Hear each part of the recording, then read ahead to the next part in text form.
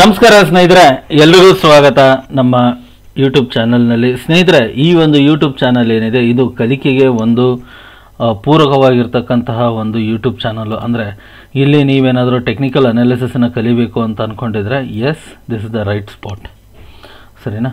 So ಇನ್ನು ಚಾನಲ್ನ subscribe ಮಾಡ್ಕೊಂಡಿಲ್ಲ ಅಂತ ಹೇಳಿದ್ರೆ ದಯವಿಟ್ಟು ಚಾನಲ್ನ ಸಬ್ಸ್ಕ್ರೈಬ್ ಮಾಡ್ಕೊಳ್ಳಿ, ಹಾಗೂ ಪಕ್ಕದಲ್ಲಿರ್ತಕ್ಕಂಥ ಬೆಲ್ ಐಕಾನ್ನ ಕ್ಲಿಕ್ ಮಾಡೋದನ್ನ ಮರಿಬೇಡಿ ಸ್ನೇಹಿತರೆ. ಇವತ್ತಿನ ಈ ಒಂದು ವಿಡಿಯೋದಲ್ಲಿ ನಾವು ತುಂಬ ಮಹತ್ವವಾದಂತಹ ವಿಷಯಗಳ ಬಗ್ಗೆ ಮಾತನಾಡಲಿಕ್ಕೆ ಪ್ರಯತ್ನವನ್ನು ಪಡೋಣ. ಸೊ ಜಾಪನೀಸ್ ಕ್ಯಾಂಡಲ್ ಸ್ಟಿಕ್ ಷೇರು ಮಾರುಕಟ್ಟೆ ಆಗಲಿ ಅಥವಾ ಫೋರೆಕ್ಸಿನ ಮಾರುಕಟ್ಟೆ ಆಗಲಿ, ಇದರಲ್ಲಿ ನಾವು ಕೆಲಸ ಮಾಡ್ತೀವಿ ಅಂತ ಹೇಳಿದ್ರೆ ನಮಗೆ ಜಾಪನೀಸ್ ಕ್ಯಾಂಡಲ್ ಸ್ಟಿಕ್ಕಿನ ಬಗ್ಗೆ ಮಾಹಿತಿ ಇರಬೇಕಾದಂತಹದ್ದು ತುಂಬ ಅನಿವಾರ್ಯವಾಗುತ್ತೆ. ಸೊ ಏನಿದು ಜಾಪನೀಸ್ ಕ್ಯಾಂಡಲ್ ಸ್ಟಿಕ್ ಅಂತ ಹೇಳಿದ್ರೆ ಸ್ನೇಹಿತರೆ, ಈ ಒಂದು ಕ್ಯಾಂಡಲ್ ಸ್ಟಿಕ್ ಏನಿದೆ ಇದು ಜಪಾನಿಯರು ಕಂಡುಹಿಡಿದಂತಹ ಒಂದು ಅನಲೈಸಿಂಗ್ ಮೆಥಡ್ ಅಂತ ಹೇಳಬಹುದು. ಸೊ ಜಪಾನಿನಲ್ಲಿ ಒಬ್ಬರು ಅಕ್ಕಿ ವ್ಯಾಪಾರಸ್ಥರು ಇರ್ತಾರೆ. ಸರಿಸುಮಾರು 18ನೇ ಶತಮಾನದಲ್ಲಿ ಈ ಒಂದು ಮೆಥಡನ್ನು ಡೆವಲಪ್ ಮಾಡ್ತಾರೆ. ಅವರ ಹೆಸರು ಬಂದ್ಬಿಟ್ಟು ಮುನಿಹಿಸಾ ಹೋಮಾ ಅಂತ ಹೇಳಿಬಿಟ್ಟು. ಸೊ ಇವರು ಮಾರ್ಕೆಟನ್ನು ಅನಲೈಸ್ ಮಾಡೋದಕ್ಕೆ ಒಂದು ಮೆಥಡನ್ನು ಕಂಡುಹಿಡ್ಕೊಳ್ತಾರೆ. ಅದು ಕ್ಯಾಂಡಲಿನ ರೀತಿಯಲ್ಲಿ ಇರ್ತಕ್ಕಂತಹ ಮೆಥಡು. ಸೊ ಹಾಗಾಗಿ ಇದನ್ನು ಜಾಪನೀಸ್ ಕ್ಯಾಂಡಲ್ ಸ್ಟಿಕ್ ಅಂತಲೂ ಕರೀತಾರೆ. ಸೊ ಇದು 20ನೇ ಒಂದು ಶತಮಾನದಲ್ಲಿ ಟೆಕ್ನಿಕಲ್ ಅನಾಲಿಸಿಸ್ಗೆ ಯೂಸ್ ಮಾಡಬಹುದು ಅಂತ ಹೇಳ್ಬಿಟ್ಟು ಸ್ಟೀವ್ ನೈಸನ್ ಅಂತಕ್ಕಂಥವರು ಏನು ಮಾಡ್ತಾರೆ, ಇದನ್ನು ಯೂಸ್ ಮಾಡ್ತಾರೆ ಟೆಕ್ನಿಕಲ್ ಅನಾಲಿಸಿಸ್ಗೆ. ಮೂಲತಃ ಹೇಳಬೇಕು ಅಂತ ಹೇಳಿದ್ರೆ ಜಾಪನೀಸ್ ಕ್ಯಾಂಡಲ್ ಸ್ಟಿಕ್ ಅಂತ ಹೇಳಿದ್ರೆ ಇದು ಒಂದು ರೀತಿಯಾದಂತಹ ಕ್ಯಾಂಡಲ್ ಸ್ಟಿಕ್ ಪ್ಯಾಟರ್ನು. ಇದರಲ್ಲಿ ಹಲವಾರು ರೀತಿಯಾದಂತಹ ಕ್ಯಾಂಡಲ್ ಸ್ಟಿಕ್ ಬರುತ್ತೆ. ಲೈಕ್ ಸಿಂಗಲ್ ಕ್ಯಾಂಡಲ್ ಸ್ಟಿಕ್ಕಿನ ಅನಾಲಿಸಿಸ್ ಅಂತ ಬರುತ್ತೆ, ಡಬಲ್ ಕ್ಯಾಂಡಲ್ ಸ್ಟಿಕ್ ಅನಾಲಿಸಿಸ್ ಬರುತ್ತೆ, ಟ್ರಿಪಲ್ ಕ್ಯಾಂಡಲ್ ಸ್ಟಿಕ್ ಅನಾಲಿಸಿಸ್ ಬರುತ್ತೆ, 5 ಕ್ಯಾಂಡಲ್ ಸ್ಟಿಕ್ ಅನಾಲಿಸಿಸ್ ಬರುತ್ತೆ.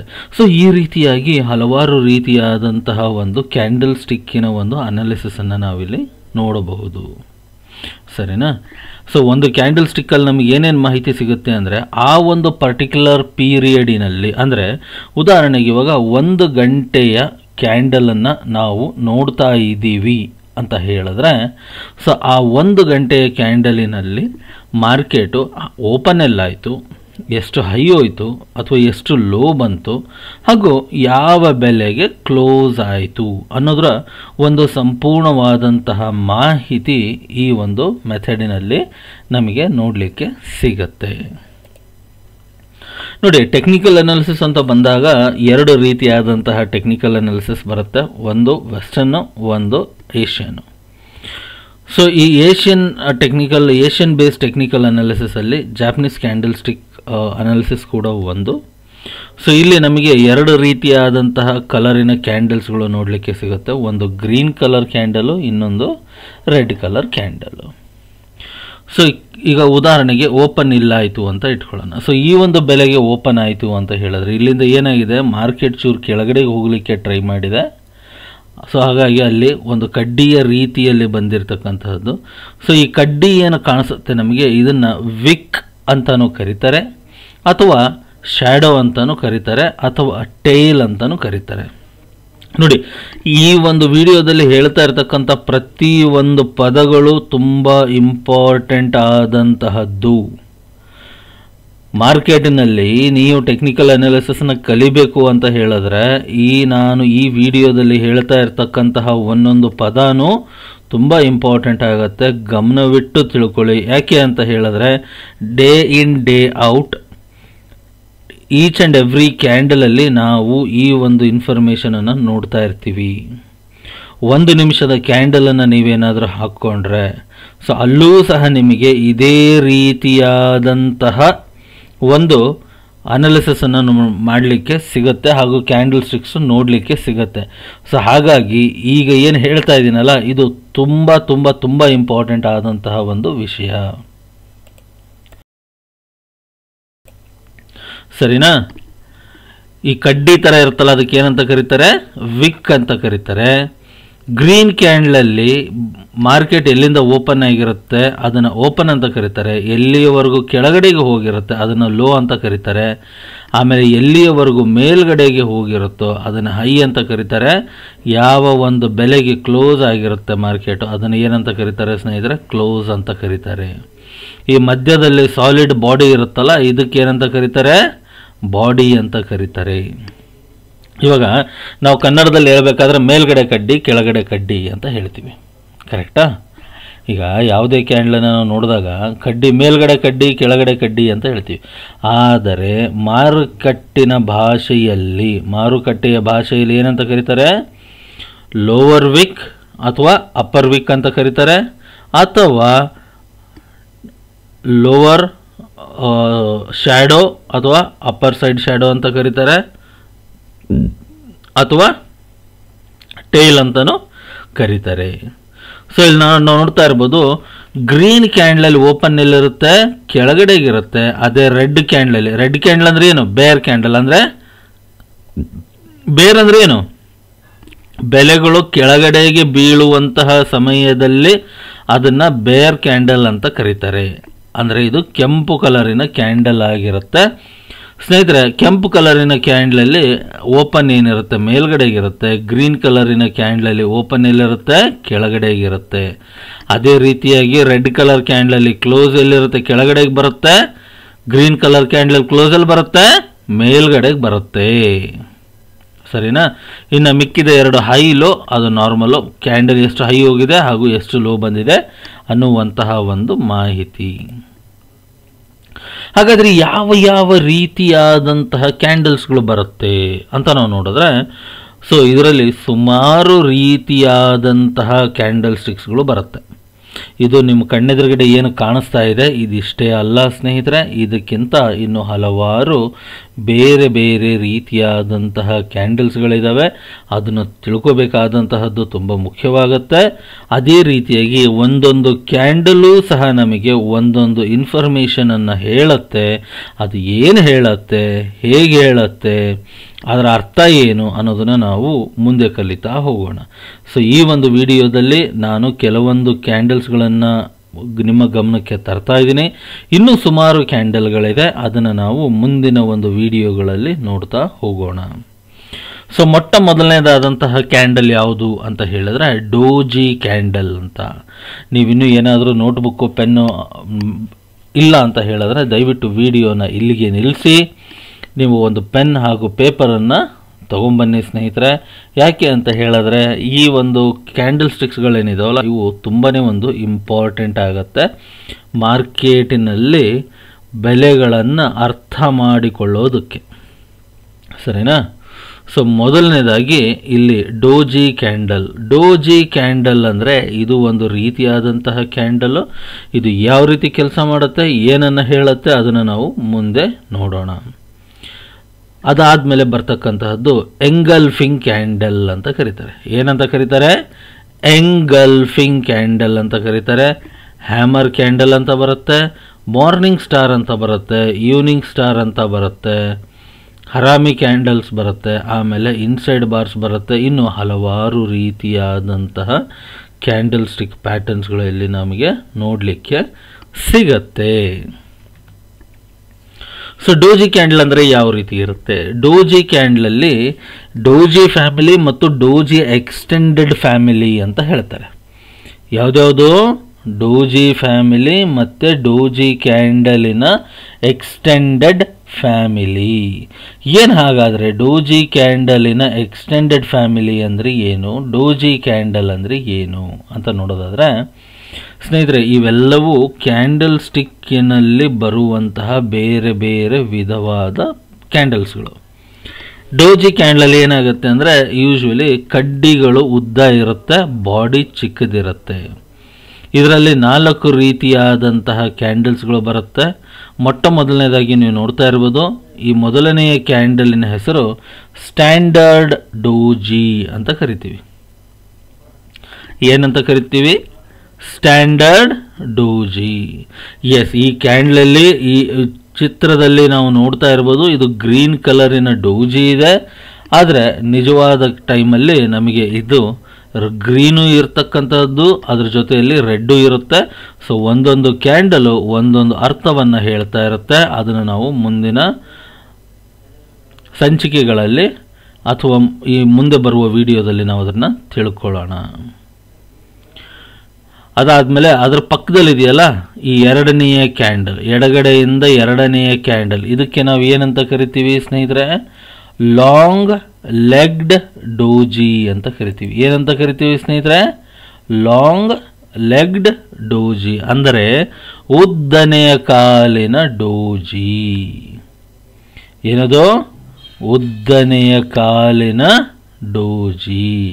ಎಸ್. ಇನ್ನು ಮೂರನೇದು ಡ್ರ್ಯಾಗನ್ ಫ್ಲೈ ಡೋಜಿ ಅಂತ ಕರಿತೀವಿ. ಏನಂತ ಕರಿತೀವಿ? Dragon fly doji. Dragon fly doji ಏನಿರುತ್ತೆ? ಮೇಲ್ಗಡೆಗೆ ಬಾಡಿ ಚಿಕ್ಕದಾಗಿರುತ್ತೆ, ಅದರ ಮೇಲ್ಗಡೆಗೂ ಕಡ್ಡಿ ಇರುತ್ತೆ, ಕೆಳಗಡೆಗೆ ತೀರಾ ಉದ್ದನೆಯ ಕಡ್ಡಿ ಇರ್ತಕ್ಕಂಥದ್ದು. ಅದೇ ರೀತಿಯಾಗಿ ಗ್ರೇವ್ ಸ್ಟೋನ್ ಡೋಜಿಯಲ್ಲಿ ಏನಾಗುತ್ತೆ? ಬಾಡಿ ಕೆಳಗಡೆಗಿರುತ್ತೆ ಹಾಗೂ ಕಡ್ಡಿ ತುಂಬ ಉದ್ದ ಇರುತ್ತೆ, ಅದು ಮೇಲ್ಗಡೆ ಸೈಡಿಗಿರುತ್ತೆ. ಇದನ್ನು ಗ್ರೇವ್ ಸ್ಟೋನ್ ಡೋಜಿ ಅಂತ ಕರೀತಾರೆ. ಡ್ರ್ಯಾಗನ್ ಫ್ಲೈ ಅಂತ ಹೇಳಿದ್ರೆ ಯಾವುದು ಅಂತ ಹೇಳಿದ್ರೆ ನೋಡಿ, ಇವಾಗ ಮಳೆ ಬರುವ ಸಮಯದಲ್ಲಿ ಒಂದು ಚಿಟ್ಟೆ ಹಾರಾಡುತ್ತೆ. ನೋಡೋದಕ್ಕೆ ಅದ್ರ ಮೂತಿ ಹೆಲಿಕಾಪ್ಟರ್ ಇದ್ದಂಗೆ ಇರುತ್ತೆ. ಯಾರಾದರೂ ನೆನಪಿರ್ಬೋದು ನಿಮಗೆ, ಚಿಕ್ಕವರು ಇರಬೇಕಾದ್ರೆ ಒಂದು ದಾರವನ್ನು ಕಟ್ಟಿ ಆ ಹೆಲಿಕಾಪ್ಟರ್ ಚಿಟ್ಟೆಗೆ ಅಥವಾ ಮಳೆ ಹುಳಕ್ಕೆ ದಾರ ಕಟ್ಬಿಟ್ಟು ಹಾರಿಸ್ತಾ ಇದ್ವಿ. ಅದು ನೋಡೋದಕ್ಕೆ ಯಾವ ರೀತಿ ಇರುತ್ತೆ? ಅದರ ಬಾಡಿ ಉದ್ದ ಇರುತ್ತೆ, ಹೆಡ್ಡು ಚಿಕ್ಕದಿರುತ್ತೆ, ಅದಕ್ಕೆ ಎರಡು ಎಡಗಡೆಗೆ ಎರಡು ಬಲಗಡೆಗೆ ಎರಡು ರೆಕ್ಕೆಗಳು ಇರ್ತವೆ. ಕರೆಕ್ಟಾ? ಸೊ ಇಲ್ಲಿ ಅದೇ ರೀತಿಯಾದಂತಹ ಹುಳದ ಆದಮೇಲೆ ಹೆಸರನ್ನು ಇಟ್ಟಿರ್ತಕ್ಕಂಥ ಕ್ಯಾಂಡಲ್ ಸ್ಟಿಕ್ ಇದು. ನೋಡಿ, ಮಳೆ ಹುಳ ಅಥವಾ ಹೆಲಿಕಾಪ್ಟರ್ ಚಿಟ್ಟೆ, ಇದಕ್ಕೆ ಇಂಗ್ಲೀಷಿನಲ್ಲಿ ಡ್ರ್ಯಾಗನ್ ಫ್ಲೈ ಅಂತ ಕರೀತಾರಂತೆ. ಸೊ ಇಲ್ಲಿ ಅದೇ ಹೆಸರಿನ ಒಂದು ಡೋಜಿ ಕ್ಯಾಂಡಲನ್ನು ಸಹ ಇಲ್ಲಿ ಯೂಸ್ ಮಾಡ್ತಾ ಇದ್ದಾರೆ. ಇನ್ನು ನಾಲ್ಕನೇದಾಗಿ ಗ್ರೇವ್ ಸ್ಟೋನ್ ಡೋಜಿ ಅಂತಕ್ಕಂತಹ ಒಂದು ಕ್ಯಾಂಡಲ್ಲು. ಸ್ನೇಹಿತರೆ, ಇದನ್ನು ಯಾವ ರೀತಿಯಾಗಿ ಟ್ರೇಡ್ ಮಾಡ್ತೀವಿ, ಇದನ್ನು ಯಾವ ರೀತಿಯಾಗಿ ಅರ್ಥ ಮಾಡ್ಕೊಳ್ತೀವಿ, ಇದನ್ನೆಲ್ಲ ನಾವು ಮುಂದಿನ ವಿಡಿಯೋದಲ್ಲಿ ನೋಡೋಣ. ಹಾಗೂ ಈ ಒಂದು ವಿಡಿಯೋಸ್ಗಳಲ್ಲಿ ನಾನು ನಿಮಗೆ ಥಿಯರಾಟಿಕಲ್ ಮೆಥಡನ್ನು ಹೇಳ್ಕೊಡ್ತಾ ಇದ್ದೀನಿ. ಬಟ್ ಇದನ್ನು ಪ್ರಾಕ್ಟಿಕಲ್ ವೇಯಲ್ಲಿ ಟ್ರೇಡ್ ಮಾಡುವ ಪದ್ಧತಿ ಬೇರೆ ಇದೆ. ಸೊ ಅದನ್ನು ನಾವು ಕ್ಲಾಸಸ್ಸಲ್ಲಿ ಹೇಳ್ಕೊಡ್ತೀವಿ. ಸೊ ಇಂಟ್ರೆಸ್ಟೆಡ್ ಇದ್ದರೆ ದಯವಿಟ್ಟು ಕ್ಲಾಸಸ್ಸಿನ ಬಗ್ಗೆ ಎನ್ಕ್ವೈರಿ ಮಾಡಿ. ಸ್ಕ್ರೀನ್ ಮೇಲೆ ನಂಬರ್ ಕಾಣಿಸ್ತಾ ಇದೆ ನಿಮಗೆ. ಇಲ್ಲಿವರೆಗೂ ವಿಡಿಯೋನ ನೋಡ್ತಾ ಇದ್ದೀರಾ ಅಂತ ಹೇಳಿದ್ರೆ ಸ್ನೇಹಿತರೆ, ವಿಡಿಯೋ ಚೆನ್ನಾಗಿದೆ ಅಂತ ಇಷ್ಟ ಆಗ್ತಾ ಇದ್ದರೆ ದಯವಿಟ್ಟು ವಿಡಿಯೋನ ಲೈಕ್ ಮಾಡಿ. ನಿಮ್ಮ ಫ್ರೆಂಡ್ಸ್ ಆಗಿರಲಿ, ಫ್ಯಾಮಿಲಿ ಮೆಂಬರ್ಸ್ ಆಗಿರಲಿ, ಅವ್ರ ಜೊತೆಲಿ ವಿಡಿಯೋನ ಹಂಚ್ಕೊಳ್ಳಿ. ಇನ್ನು ಮುಂದಿನ ರೀತಿಯಾದಂತಹ ಕ್ಯಾಂಡಲ್ ಯಾವುದು ಅಂದರೆ ಇದನ್ನು ನಾವು ಎಂಗಲ್ಫಿಂಗ್ ಕ್ಯಾಂಡಲ್ ಅಂತ ಕರಿತೀವಿ. ಎಂಗಲ್ಫಿಂಗ್ ಕ್ಯಾಂಡಲ್ ನೋಡೋದಕ್ಕೆ ಹೇಗಿರುತ್ತೆ? ಹಿಂದಿನ ಕ್ಯಾಂಡಲಿನ ಬಾಡಿಯ ಮೇಲೆ ಒಂದು ಕ್ಯಾಂಡಲ್ ಬಂದು ಕ್ಲೋಸ್ ಆಗಬೇಕು. ಸೊ ಅಂತಹ ಒಂದು ಕ್ಯಾಂಡಲಿಗೆ ನಾವು ಏನಂತ ಕರಿತೀವಿ? ಎಂಗಲ್ಫಿಂಗ್ ಕ್ಯಾಂಡಲ್ ಅಂತ ಕರಿತೀವಿ. ನೋಡಿ, ಹಿಂದಿನ ಕ್ಯಾಂಡಲಿಗಿಂತ ಮೇಲ್ಗಡೆಗೆ ಬಂದು ಕ್ಲೋಸ್ ಆದರೆ ಇದಕ್ಕೆ ನಾವು ಏನಂತ ಕರಿತೀವಿ? ಬುಲ್ಲಿಶ್ ಎಂಗಲ್ಫಿಂಗ್ ಅಂತ ಕರಿತೀವಿ. ಅದೇ ಸೀರೀಸಲ್ಲಿ ಒಂದು ಗ್ರೀನ್ ಕಲರ್ ಕ್ಯಾಂಡಲ್ಸ್ ಬಂದು ಅದಾದ ನಂತರ ಒಂದು ರೆಡ್ ಕಲರ್ ಕ್ಯಾಂಡಲ್ ಬಂದಿದೆ ಅಂತ ಹೇಳಿದ್ರೆ ಆ ಬಾಡಿ ಹಿಂದಿನ ಕ್ಯಾಂಡಲಿನ ವಿಕ್ಕನ್ನು ಕ್ರಾಸ್ ಮಾಡಿ ಬಾಡಿ ಕ್ಲೋಸ್ ಆಗಿದೆ ಅಂದರೆ ಇದಕ್ಕೇನಂತ ಕರಿತೀವಿ ಸ್ನೇಹಿತರೆ? ನಾವು ಬೇರಿಶ್ ಎಂಗಲ್ಫಿಂಗ್ ಕ್ಯಾಂಡಲ್ ಅಂತ ಕರಿತೀವಿ. ಸರಿನಾ? ಇನ್ನು ನೆಕ್ಸ್ಟ್ ಬರ್ತಕ್ಕಂತಹ ಕ್ಯಾಂಡಲ್ ಅಂದರೆ ಯಾವುದು? ಹ್ಯಾಮರ್ ಕ್ಯಾಂಡಲ್ ಮತ್ತು ಇನ್ವರ್ಟೆಡ್ ಹ್ಯಾಮರ್ ಕ್ಯಾಂಡಲ್. ಸೊ ಇಲ್ಲಿ ವೈಟಲ್ಲಿ ಇರ್ತಕ್ಕಂಥದ್ದು ರೆಡ್ ಕ್ಯಾಂಡಲ್ ಅಂತ ತಿಳ್ಕೊಳ್ಳಿ, ಗ್ರೀನಲ್ಲಿ ಇರ್ತಕ್ಕಂಥದ್ದು ಗ್ರೀನ್ ಕ್ಯಾಂಡಲ್ ಅಂತ ತಿಳ್ಕೊಳ್ಳಿ. ಸೊ ಇಲ್ಲಿ ಏನಾಗ್ತಾ ಇದೆ ಸ್ನೇಹಿತರೆ? ಗ್ರೀನಲ್ಲಿ ಎಸ್, ನೋಡೋದಕ್ಕೆ ಸುತ್ತಿಗೆಯ ರೀತಿಯಲ್ಲಿ ಇರುವಂತಹ ಕ್ಯಾಂಡಲ್ಗಳಿಗೆ ಏನಂತ ಕರೀತಾರೆ? ಹ್ಯಾಮರ್ ಕ್ಯಾಂಡಲ್ ಅಥವಾ ಇನ್ವರ್ಟೆಡ್ ಹ್ಯಾಮರ್, ಅಥವಾ ರೆಡ್ಡಲ್ಲಿದ್ದರೆ ಏನಂತ ಕರೀತಾರೆ?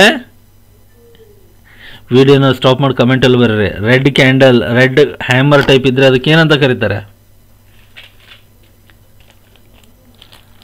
ಓಕೆ, ಸೊ ಅದನ್ನು ನಾವು ಹ್ಯಾಂಗಿಂಗ್ ಮ್ಯಾನ್ ಅಂತ ಕರಿತೀವಿ ಅಲ್ವಾ? ಸೊ ಹ್ಯಾಂಗಿಂಗ್ ಮ್ಯಾನ್ ಕ್ಯಾಂಡಲ್ ಅಂತ ಕರೀತಾರೆ.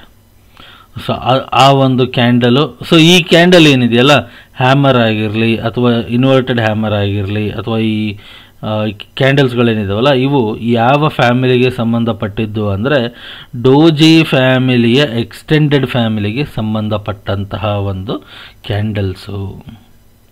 ಇನ್ನು ನೆಕ್ಸ್ಟ್ ಬರುವಂತಹದ್ದು ಹರಾಮಿ ಕ್ಯಾಂಡಲ್.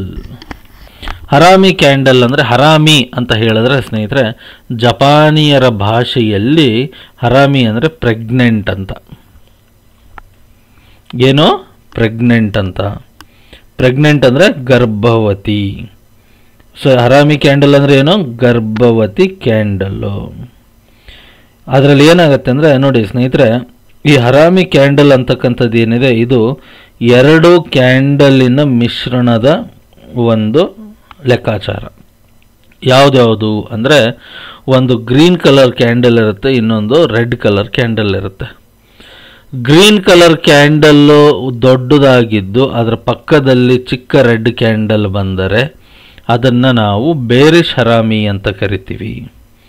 ಅದೇ ರೀತಿಯಾಗಿ ರೆಡ್ ಕಲರ್ ಕ್ಯಾಂಡಲಿನ ಪಕ್ಕದಲ್ಲಿ ಒಂದು ಚಿಕ್ಕ ಗ್ರೀನ್ ಕಲರ್ ಕ್ಯಾಂಡಲ್ ಬಂದರೆ ಅದನ್ನು ನಾವು ಏನಂತ ಕರಿತೀವಿ, ಬುಲ್ಲಿಶ್ ಹರಾಮಿ ಅಂತ ಕರಿತೀವಿ. ಈ ಉದ್ದನೆ ಕ್ಯಾಂಡಲ್ ಏನಿರುತ್ತಲ್ಲ, ಗಿಡ್ಡನೆ ಕ್ಯಾಂಡಲಿನ ಹಿಂದ್ಗಡೆ, ಅದನ್ನು ಮದರ್ ಕ್ಯಾಂಡಲ್ ಅಂತ ಕರೀತಾರೆ. ಚಿಕ್ಕ ಕ್ಯಾಂಡಲನ್ನು ಬೇಬಿ ಕ್ಯಾಂಡಲ್ ಅಂತ ಕರೀತಾರೆ. ಸರಿನಾ? ಪರ್ಫೆಕ್ಟು. ಇನ್ನು ನೆಕ್ಸ್ಟ್ ಬರುವಂತಹದ್ದು inside bar candle. Inside bar candle ಅಂದರೆ ಏನು, ಹಿಂದಿನ ಕ್ಯಾಂಡಲಿನ ಬಾಡಿಯ ಒಳಗಡೆಗೆ, ಏನೋ ಹಿಂದಿನ ಮದರ್ ಕ್ಯಾಂಡಲಿನ ಬಾಡಿಯ ಒಳಗಡೆಗೆ baby ಕ್ಯಾಂಡಲಿನ body, upper Vikku, lower Vikku ಇವೆಲ್ಲವೂ ಇದರ ಒಳಗಡೆಗೆ ಇದ್ದಂಥ ಸಂದರ್ಭದಲ್ಲಿ ಏನಂತ ಕರಿತೀವಿ, ಈ ಒಂದು ಸೆಟಪ್ಪನ್ನು ನಾವು ಇನ್ಸೈಡ್ ಬಾರ್ ಕ್ಯಾಂಡಲ್ ಸೆಟಪ್ ಅಂತ ಕರಿತೀವಿ. ಏನಂತ ಕರಿತೀವಿ, ಇನ್ಸೈಡ್ ಬಾರ್ ಕ್ಯಾಂಡಲ್ ಸೆಟಪ್ ಅಂತ ಕರಿತೀವಿ. ನೋಡಿ ಸ್ನೇಹಿತರೆ, ಕ್ಯಾಂಡಲ್ ಸ್ಟಿಕ್ಕಲ್ಲಿ ಸುಮಾರು ರೀತಿಯಾದಂತಹದ್ದಿರುತ್ತೆ. ವಿಡಿಯೋ ತುಂಬ ಉದ್ದ ಆಗುತ್ತೆ ಅಂತ ಹೇಳ್ಬಿಟ್ಟು ನಾನು ಕೆಲವೊಂದು ಕ್ಯಾಂಡಲ್ ಸ್ಟಿಕ್ಗಳನ್ನು ಮಾತ್ರ ಇಲ್ಲಿ ನಿಮಗೆ ಹೇಳಿರ್ತಕ್ಕಂಥದ್ದು ಈ ಒಂದು ವಿಡಿಯೋದಲ್ಲಿ. ಹೆಚ್ಚಿನ ಹೆಚ್ಚಿನ ಇನ್ಫಾರ್ಮೇಷನ್ ಬೇಕು ಅಂದರೆ ಕಮೆಂಟ್ ಸೆಕ್ಷನಲ್ಲಿ ಮೋರ್ ಕ್ಯಾಂಡಲ್ಸ್ ಅಂತ ಟೈಪ್ ಮಾಡಿ ಕಮೆಂಟ್ ಮಾಡಿ. ನಾನು ಡೆಫಿನೆಟ್ಲಿ ನಿಮಗೆ ಆದಷ್ಟು ಬೇಗ ಎಲ್ಲ ರೀತಿಯಾದಂತಹ ಕ್ಯಾಂಡಲಿನ ಬಗ್ಗೆ ಮಾಹಿತಿಯನ್ನು ನೀಡ್ತೀನಿ. ಒಂದೊಂದು ಕ್ಯಾಂಡಲನ್ನು ಟ್ರೇಡ್ ಮಾಡೋದಕ್ಕೂ ಒಂದೊಂದು ಪದ್ಧತಿ ಇದೆ, ಒಂದೊಂದು ಅರ್ಥ ಇದೆ.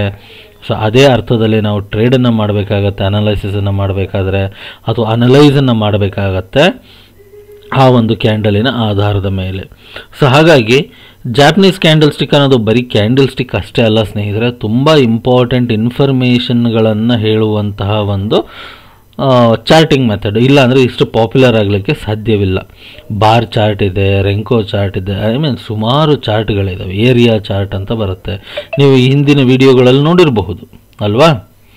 ಸೊ ಆದರೂ ಕ್ಯಾಂಡಲ್ ಸ್ಟಿಕ್ ಚಾರ್ಟ್ ಯಾಕೆ ಇಷ್ಟೊಂದು ಪಾಪ್ಯುಲರ್ ಆಗಿದೆ ಅಂತ ಹೇಳಿದ್ರೆ, ಅದು ಕಣ್ಣಿಗೆ ಕಾಣಿಸುವುದಕ್ಕಿಂತನೂ ಜಾಸ್ತಿ ಡೀಪಾಗಿ ಮಾಹಿತಿಯನ್ನು ಹೇಳುತ್ತೆ.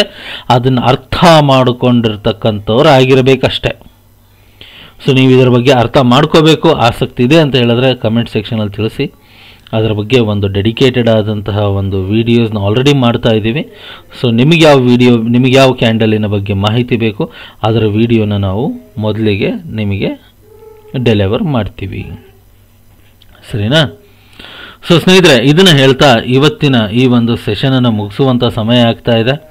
ಸೊ ಮತ್ತೆ ಸಿಗೋಣ ಮುಂದಿನ ಸೆಷನಲ್ಲಿ. ಅಲ್ಲಿಯವರೆಗೂ ಎಲ್ರಿಗೂ ನಮಸ್ಕಾರ. ಜೈ ಹಿಂದ್, ಜೈ ಕರ್ನಾಟಕ.